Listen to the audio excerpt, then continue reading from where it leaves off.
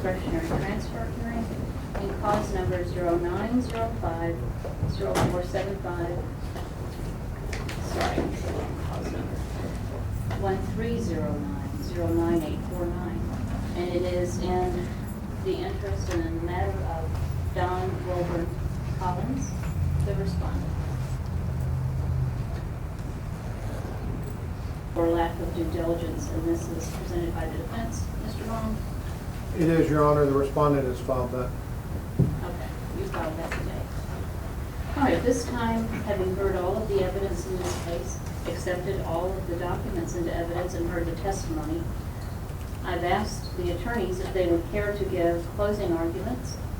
I asked specifically that these arguments be designed to show this court whether or not they believe that there has been evidence to support the provision J under the Texas Family Code discretionary transfer statute under which we've been hearing in this case. Mr. Grumberger, on behalf of the state, would you care to make a closing argument at this time? No, Your Honor. Because the state carries the burden of proving both probable cause and due diligence, we're going to save all of our time for rebuttal, if it please the court. Okay. Mr. Bond, on behalf of your client. May I proceed, Your Honor? You may.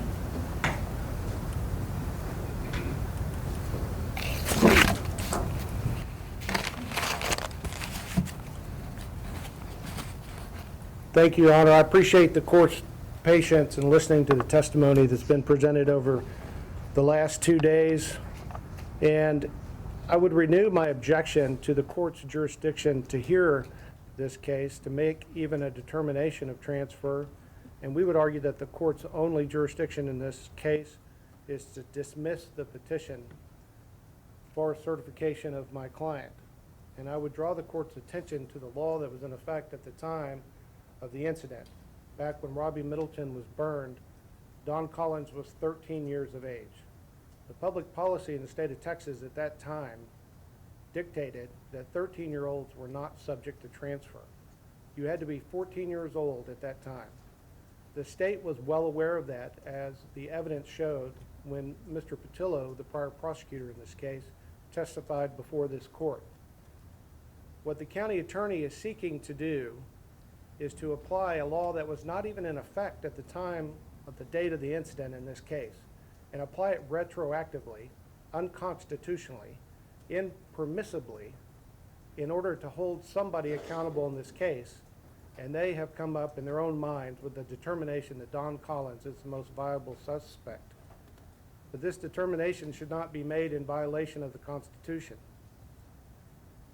The change in the law occurred in 1999. The date of this incident was 1998. Only a prosecutor can argue that it should be applied retroactively. If we look at the legislative notes on the implementation of the change in the law, we see in section 39 where it states, except as provided otherwise by this section, the change in the law made by this act applies only to conduct that occurs on or after the effective date of this act. Conduct violating a penal law of the state occurs on or after the effective date of this act if every element of the violation occurs on or after that date. Conduct that occurs before the effective date of this act is covered by the law in effect at that time that the conduct occurred. And the former law is continued in effect for that purpose. Now, the beginning of the sentence where it states, except as provided otherwise by this section, the county attorney's office will refer you to subsection D that says the change in the law made by section 8 of this act applies to discretionary transfer proceedings in which the discretionary transfer petition or motion was filed on or after the effective date of this act. Now, they will argue that subsection D is going to override section 39 subsection A. And a plain interpretation of that statute, I would argue that that does not make sense. What subsection D states, which is already known, is that after that law goes into effect, which would have been September 1st of 1999 by virtue of the acts of the 76th legislature, if you file petitions after that point, then you can use the law that says you can go all the way back and certify a 10-year-old. But back in 98, when this incident occurred, you could only do that back to the range of 14. It was 14 to 17 was the only way to get transferred. Now, one of the hurdles that the state has in this case is they have to show due diligence. And you have heard from 25 or more witnesses in this case who have come before the court and testified, but you've heard actually very little evidence that has occurred past December of 1998. In their due diligence, they're going to have a very difficult time convincing this court that they were doing what they were charged with. On the date of the incident, law enforcement responded to the scene, EMS responded to the scene, Life Flight responded to the scene, and by dawn the next morning, we know that Lieutenant Bucks and Captain Zener were on the scene, 2 detectives with the Montgomery County Sheriff's Department. And they used all the resources of the Montgomery County Sheriff's Department in order to initiate their investigation, to do it in an extremely thorough fashion, or at least as thorough as they could at that point, considering their availability of witnesses. They used dive teams to investigate this case. They employed aircraft to investigate this case. But after a few months, the case had been fully investigated, and there was not enough evidence to bring charges against my client. The case was closed. It was not until 2011, when Robbie Middleton passed, before anything else was done in this case. From December of 1998 until May of 2011. That's going to be a very difficult burden for them to overcome. In addition to showing you due diligence, they're going to have to provide you new evidence in the case. And you've heard the evidence in the case, and there simply is no new evidence in the case. What we have is we have an allegation, and they'll call it a deathbed statement, an outcry, that Don Collins sexually molested Robbie Middleton back before the burning. But that's all they have, is they have a statement. The detective has admitted there is no physical evidence, there are no eyewitnesses, there is no way to prove the veracity of that allegation. They brought you people that allegedly heard statements made by Don Collins back when he was in detention. But those witnesses were mainly known to the state back in 1998. And all they are is hearsay statements. They miraculously brought you one witness who said that Don Collins had essentially confessed to her on the night of the burning of Robbie Middleton. But we know that that statement only came 2 years after the allegation of sexual assault and the death of Robbie Middleton had been reported in the media. This new piece of information is not something that was held on to by law enforcement, but a piece of information that was widely disseminated. The lady that brought you that information also was not originally interviewed or even known, verified to be at the scene at the time of the commission of the offense. There is no physical evidence to link my client to this offense. There are no eyewitnesses to this offense. The only thing they can do is put my client in the area. Now, they can argue other things, but time has not made their case better. It has put the defense in a very difficult position to defend the case, as well as the state prosecuting, because we now know that evidence has been destroyed in this case by court order.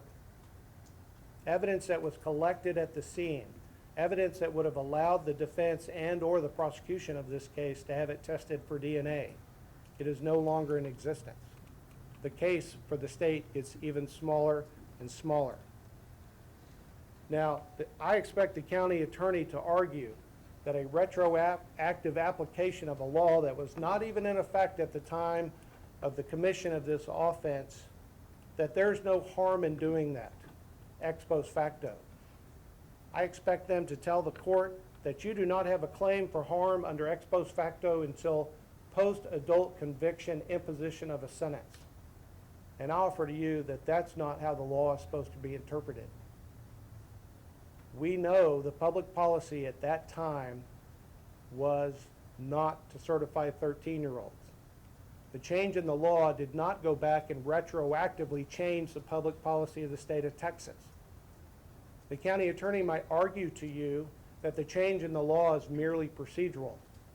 The only thing that's procedural about it is this hearing. The change in the law as it would be applied in this case to Don Collins would be substantive. And it would be substantive because it would change the range of punishment that Don Collins would be subjected to. And we argue that that is simply unconstitutional. Everybody in the community wants to hold somebody accountable for what happened to Robbie Middleton. That is certainly understandable. But everybody in the community also wants the Constitution upheld. Nobody wants to participate in a proceeding where rights are violated. We argue to you, Judge, that it is a big hurdle for the state to come back and try to get this court to apply a law that was not even in existence at the time of the commission of the offense. This is not merely changing the statute of limitations, because that's not what it does. It creates a whole new avenue of prosecution for a juvenile, a child, somebody who was always given special status in the law. We ask the court to consider the evidence, consider the fact that you have before it the request for an Attorney General opinion that was requested by the Honorable David Walker to Greg Abbott. If it was as simple as noting the change in the law and applying it retroactively, why did the Honorable David Walker seek counsel with the Attorney General? Why did the Attorney General render an opinion that does not even address the initial request? It is because the answer in this case is unpopular. We argue the answer in this case is the state had the opportunity back in 1998 to go forward with a prosecution when they filed a petition, when they detained Don Collins, took away his liberty, and put him in the Juvenile Justice Center for months and months. And they had to dismiss the case because they didn't have enough evidence to go forward with. They regretted it. You could see it on the face of the prosecutor at the time. But he had to dismiss the case because there wasn't one. Don Collins turned 18. The prosecution knew about it. And that's when they lost their ability to prosecute Don Collins for anything arising out of this incident. And as we're before you today with my client's liberty restrained by $1 million bond, we object to even being brought into this proceeding. We ask the court to apply the law that was in effect at the time of the commission of the offense and to make a ruling in accordance with the Constitution. Thank you, Your Honor. Thank you, sir. On behalf of the state, Mr. Brummer. Thank you, Your Honor. Welcome. If it please the court. Your Honor, I'll address the ex post facto issue first, since the defense has obviously made a very big issue as to whether this proceeding would even be valid. The applicable law is thoroughly set out in the state's response to the respondent's motion on that issue, but I will address it just briefly. As Mr. Bond indicated, under Section 39D of the enactment language, I think both parties have cited that to you, it does state that the current version of 5402J is what would apply to any petition filed after September 1st of 1999. This petition was most certainly filed after that date. Now, insofar as it subjected Mr. Collins to a potential prosecution, when at the time he committed the offense, his prosecution would have been, the possibility for prosecution would have ended at his 18th birthday, is simply an extension of the statute of limitations. It's just like any other statute of limitations extension, which has always been upheld by the courts. There's not a problem with extending a statute of limitations as long as the person was still subject to prosecution at the time the extension is made. Mr. Collins was only 14. He was still subject to prosecution. It was a year later when the new statute expanded the period for which you can be prosecuted. The real crux of the issue for the respondent on ex post facto is he being subject to a greater punishment? That's the only place where you could potentially have an ex post facto violation. That's the basis on which the state sent an opinion request to the AG's office. There's a lot of case law that states that with statutes like this, where suddenly a juvenile is being prosecuted under an adult punishment range, it does violate ex post facto if that's different from what the juvenile was previously subject to. And that is what the state requested of the AG's office. We did not get a specific answer to that from them. But we acknowledge it may be inappropriate to assess a punishment against him that is greater than what he was subject to back then. The state has presented the court with an argument that under the enactment language, you might be able to argue he could be subject to adult punishment, but let's just assume for the moment he cannot. Is there nonetheless an appropriate punishment that would not violate the ex post facto clause? There certainly is. He was subject to incarceration for 3 to 40 years under the Determinate Sentence Act at the time he committed this offense, if a first-degree felony was caused, which is what we're alleging in this case. So when the district court gets this case, if it is transferred, that court will be faced with the question of, should it be the adult range of 5 to 99 years or life, or should it be 3 to 40? And if the court finds that the appropriate punishment, so as to not violate the ex post facto clause, is to apply 3 to 40, that's what the law dictates to do, to apply the punishment range that existed at the time. So one way or another, one of those two punishment ranges is applicable, but that's not getting determined in this proceeding. There's no cognizable ex post facto issue right now. That will come up when the court makes an actual sentence if there's a conviction down the road. And even then, it's not clear which sentence that's going to be. That's what has to be resolved and then reviewed on appeal. The state is confident that if an adult range is not appropriate, then the 3 to 40 year range, which is the incarceration he was subject to at the time, would be the alternative appropriate sentence. As for the facts before this court right now in this proceeding, the court has heard overwhelming evidence that on June 28th of 1998, Don Collins ambushed Robert Middleton in the woods, poured gasoline on him, and set him on fire. Most of the information this court has heard has come from Don's own mouth as he boasted about it to other children or threatened other children with that information.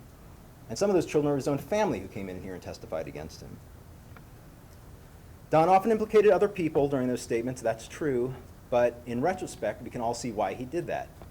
When Robbie first said the name Rex as Robert was lying on the side of the road in shock and pain and mistakenly said that name Rex, Don was there, he was smiling, and he ran with that information. The first few people he talked to, he said it was him and Rex, or it was just Rex.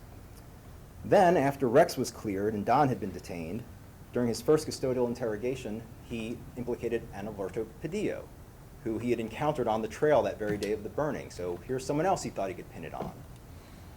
Then eventually, while he was in detention, Don told kids in detention that, well, he was there, but an adult forced him to do it under threat of harm. All of these statements are obviously him attempting to hide or at least mitigate his own culpability in the offense.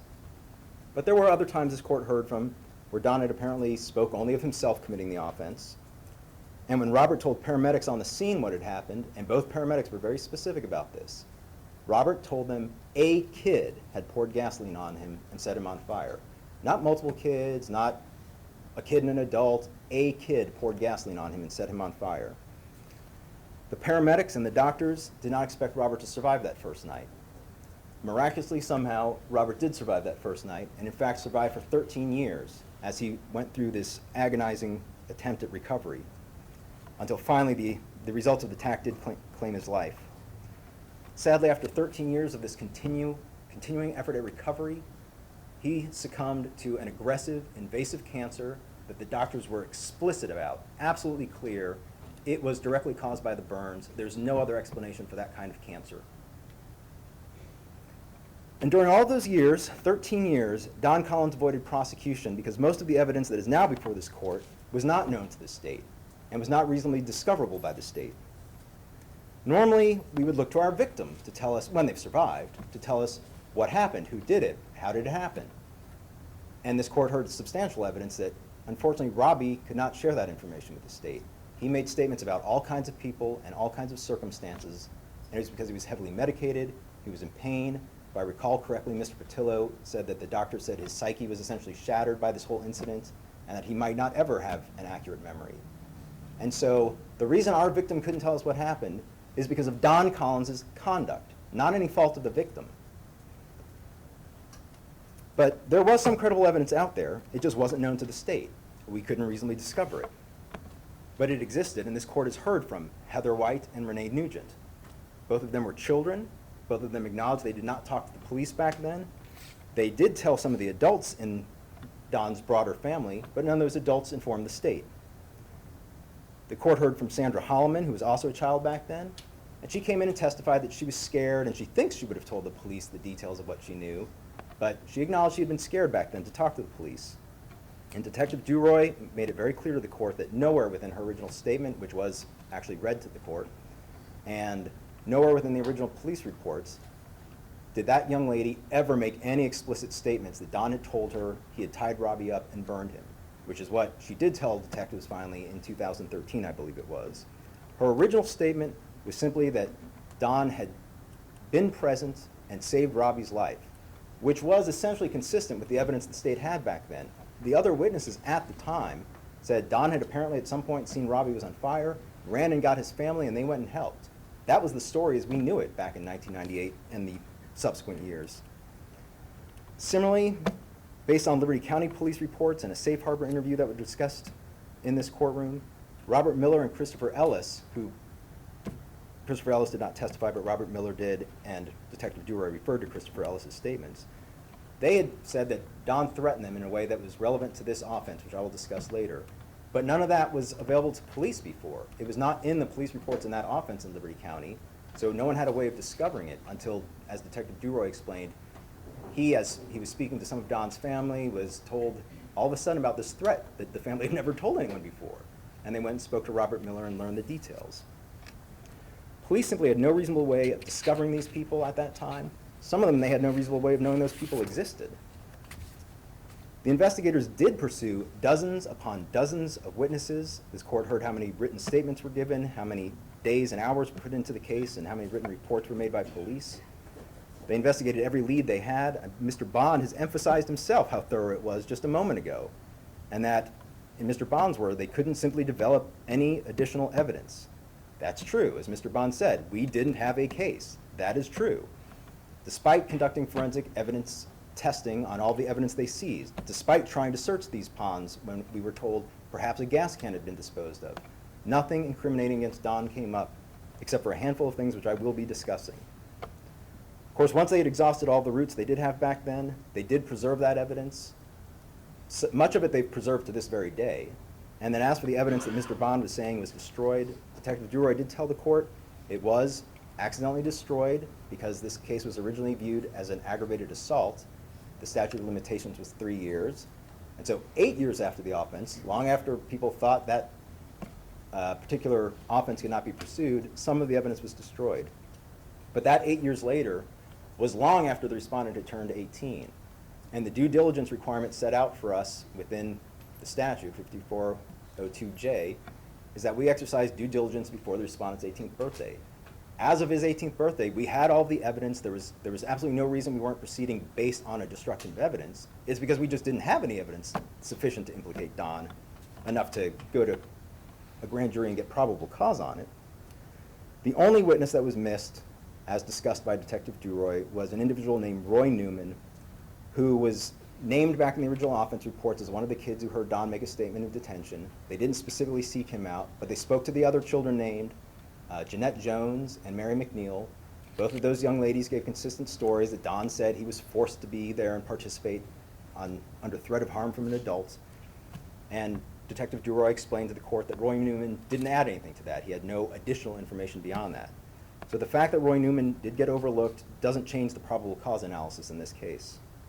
None of them, the Thomasons were also some witnesses who had not been spoken to back then, but their names also never appeared. It's not clear the state should have known about them back then. Even if one wants to argue that the Thomasons could have been discovered by the state, their only relevant information, as they testified in court, is they're the first people who saw Robbie run out onto the street. They had no information about who did it or what the circumstances were. Again, Roy Newman and their information don't go to changing the probable cause the state had back then. And that's the challenge in this case, is for this court to put away the hindsight of all the information that is now in front of it and try and view the case the way it was in Mr. Patillo's eyes at the time he had the case back in 1998 and the following years. So what evidence did he have, and what were his legal and ethical concerns about whether he could use that evidence? First, he had Robert Robert's affirmative reply to his mother when she asked him, did Don do this to you in the hospital in those early days? And he said yes. He had that, but unfortunately, Robert was under medication. It was a leading question, and as this court has heard repeatedly during the course of the trial, prior to that statement about Don, Robert had already said the name Rex. Following that statement about Don, Robert said it was Ryan, it was Richard, it was Tracy, it was Grandma, it was the dog, it was a bullet. He had no accurate recollection, didn't seem to have any ability to recount what had happened, and that's what Mr. Patillo was stuck with, a statement about Don, among many other statements, that he did not accept as evidence at all, and understandably. Mr. Patillo also had the custodial statement, in which, again, Don said he'd been in the process of lighting a tree on fire when as they were splashing, it was he and Alberto, according to the statement, as they were splashing some gasoline on the tree, some gas inadvertently hit Robert, and at that time, he said Alberto threw a match at Robert, and that's how Robert caught on fire. So in that custodial statement that Don gave back then, there's nothing incriminating on him. If one views that statement as an accurate statement, according to him, it's Alberto who, if anybody, had some criminal culpability for setting Robert on fire. None against Don. But moreover, Patillo did not think he could even use that statement, despite it not being a confession, even if you were to say, well, it could be used to show Don was present. Mr. Patillo did not think he could use that statement at all because of the nature in which it was conducted during that custodial interrogation. Mr. Patillo explained, and Detective Duroy had indicated this as well, that the interrogation lasted for hours.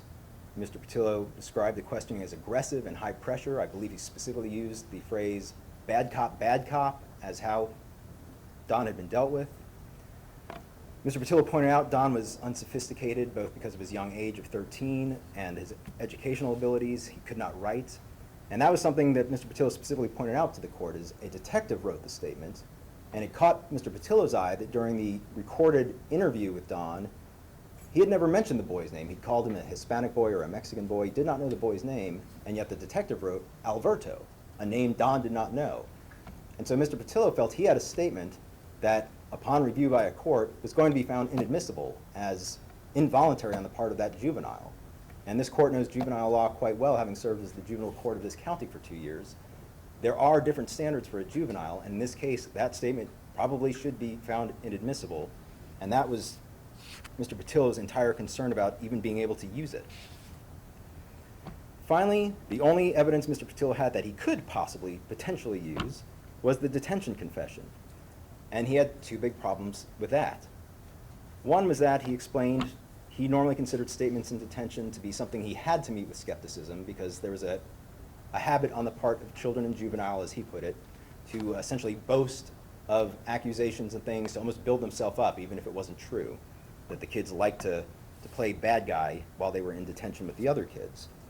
And his particular concern in that regard was actually reinforced by some of the other testimony the court heard. The probation department notes specifically said that Don was bragging. That was the language they used.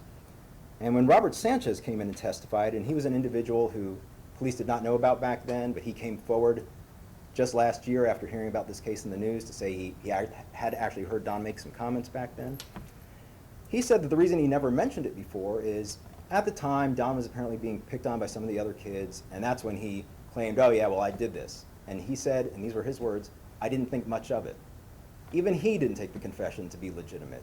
So Mr. Patillo's concern in using that is bolstered by what has happened in this case. But his other concern is that, as with the statement about Anaverto, the statement in detention was, again, really much more exculpatory of Don than incriminating. He did not say, yes, I burned the child and participated with someone else. He said, I didn't want to hurt Robert, but I was made to do it because I was being threatened by this adult. He at one point indicated that adult could be his uncle. But so insofar as that's the one piece of evidence that Mr. Patillo felt he could probably go in and legitimately use, it set up an obvious claim that Don was under duress. Who's going to go try and get a claim of finding a probable cause out of a grand jury for a kid who was made to go commit some offense with an adult? Mr. Patillo said he did not feel he could get probable cause from a grand jury, and I think that is totally understandable in light of the evidence he had. As Mr. Patillo testified, with only that information in his pocket, he had to back down on his original plan to seek a determinate sentence. Because to get a determinate sentence, unlike in other juvenile cases, you do have to go to the grand jury. He didn't think he was going to get a finding of probable cause. And while the state lacked probable cause to proceed on any offense at that time, the state certainly did not have probable cause on the current offense. The current offense that's being alleged is murder in the course of committing the felony offense of obstruction. And that obstruction being that he was stopping Robert Middleton from being able to report about the sexual assault. The state had no evidence that that might have been the basis of this crime back then. There was no evidence of the sexual assault, no evidence that therefore Robert may have been burned to silence him from reporting it. And it's notable that Section 5402F of the Family Code specifically addresses the offense alleged. Not just any offense, but the offense alleged.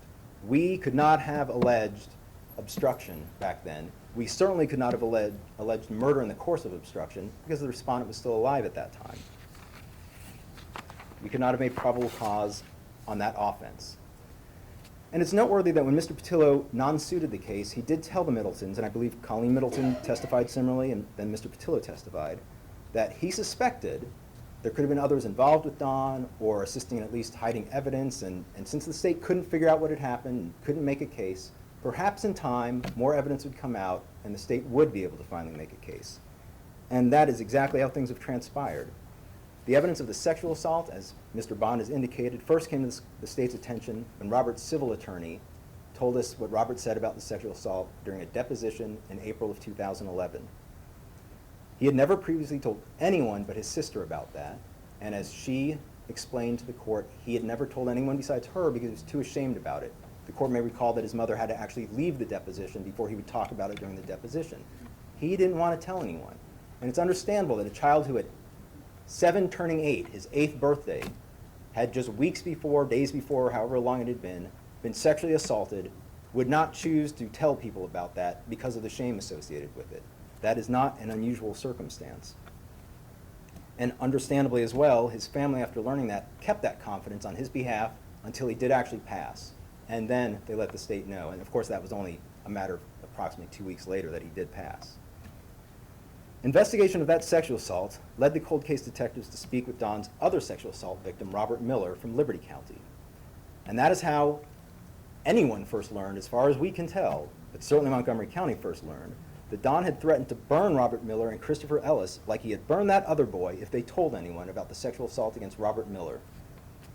And when Colleen Middleton was speaking to the cold case detectives in 2013, she just inadvertently, in recounting all the details from back then, happened to mention the name Heather White, a name which she just had never mentioned in her previous statements or interviews with the police, a name that the Tantons had never mentioned, and Heather White, as she came in and explained, would visit the Tantons. She didn't live there, but that was family, and she would help babysit sometimes.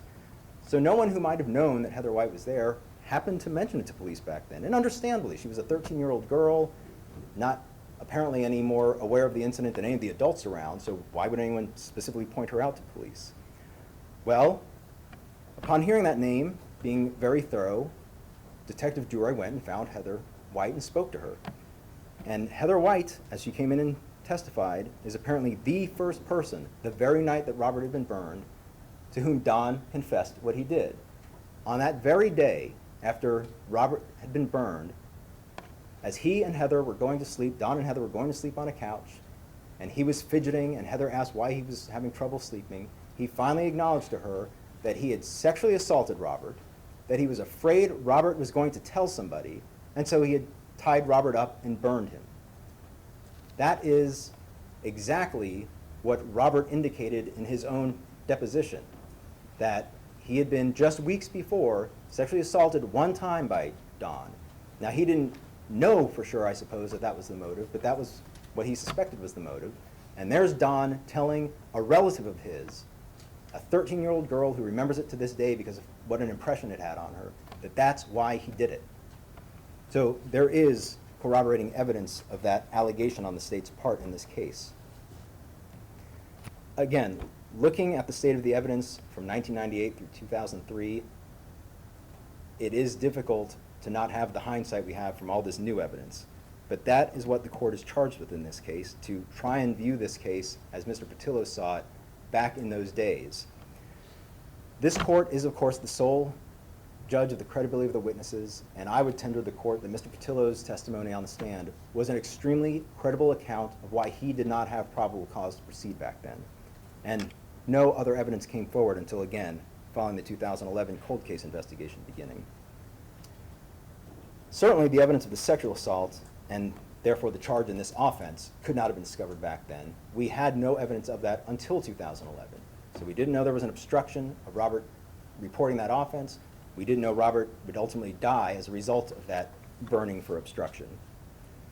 For those reasons, the state respectfully requests that this court find that Don Collins is over the age of 18, that he was between the ages of 10 and 17 at the time the offense was committed, and that there's been no prior adjudication hearing or adjudication entered in this particular offense or this case. We'd also ask the court to find that there is probable cause to believe that Don Collins is the one who did commit the offense against Robert Middleton. And we would ask that the court find that after exercising due diligence, the state found it simply impracticable to be able to proceed on this offense at that time because we lacked probable cause, and that there is now new evidence showing quite clearly that Don Collins committed this offense in the course of obstructing Robert Middleton from reporting a sexual assault. Thank you, Your Honor. All right, what we're going to do is recess at this time to allow this court to review the evidence, to read the briefs, the case law that I have before me. We will reconvene at 8:30 a.m. in the morning for a ruling on the issue of discretionary transfer or not. Okay, JD, tell me what your take is of the day. I mean, the 3 days of this and the closing today, what he was trying to argue, and what y'all's take is on it. Well, I feel very, very good about the case. Myself and my juvenile prosecution team have been looking forward to this day for 14 months, excuse me. But that pales in comparison to the Middletons being looking forward to this for going on 16 years now. I think we were thoroughly prepared for every argument that the defense was going to make. We knew what the issues in the case were, and I think the juvenile team was fully prepared to address and did address every one of those. So I really feel very good about the case and where it stands. He was going real hard on this evidence thing this morning, that evidence was destroyed and such.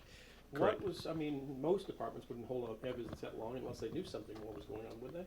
Yeah, and you know, frankly, I think, I mean, defense counsel did what he should be doing, but a lot of that evidence, as was pointed out in our statements that Mark Brumberger was making there, even with that evidence, if you had tested it, if you had it and so forth, very little of anything would have actually contributed directly to proving or disproving somebody's involvement in this case.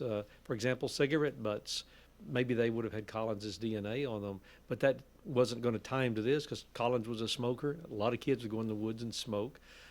So I think a lot of it was being made, trying to make a big deal of it, but in actually, I don't think it was that big of a deal. Just like the blue lighter, he made a point on, there was when it said in testimony that a match was actually what Robbie told, a match was thrown on. That has been what the testimony was. It was lit with a match. And again, even if it was a lighter, I mean, it would have been an interesting piece of evidence.